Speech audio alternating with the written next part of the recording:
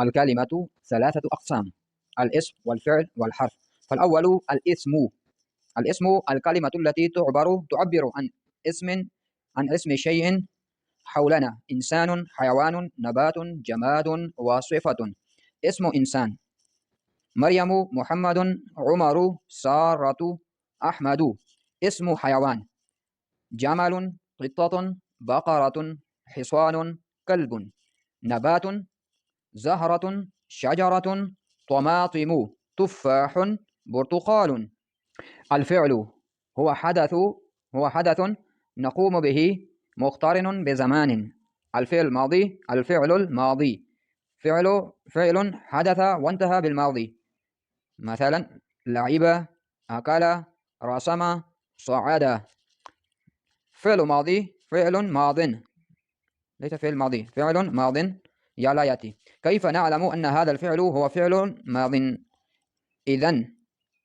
إذا قبل دخول تاء الرفع المتحركة تاء، تو، تي، تاء تأنيث الساكنة.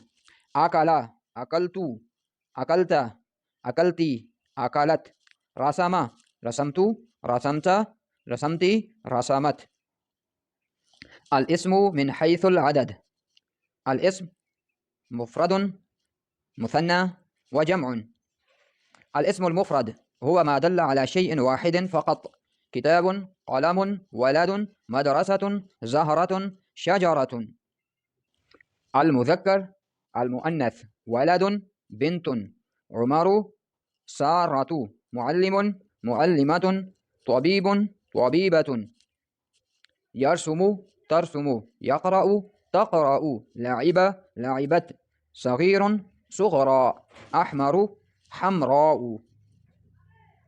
نعم، بعده الجملة الاسمية هي الجملة التي تبدأ بالاسم، تبدأ باسم، أي باسم.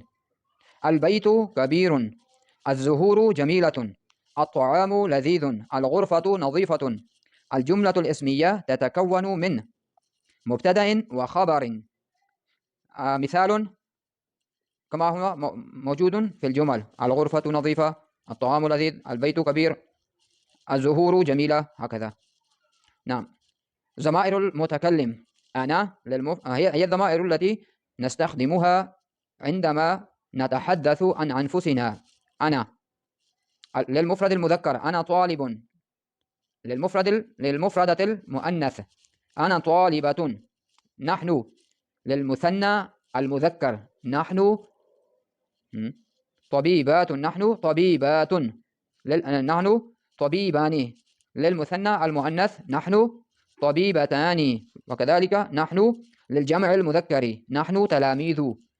للجمع المؤنث: نحن تلميذات.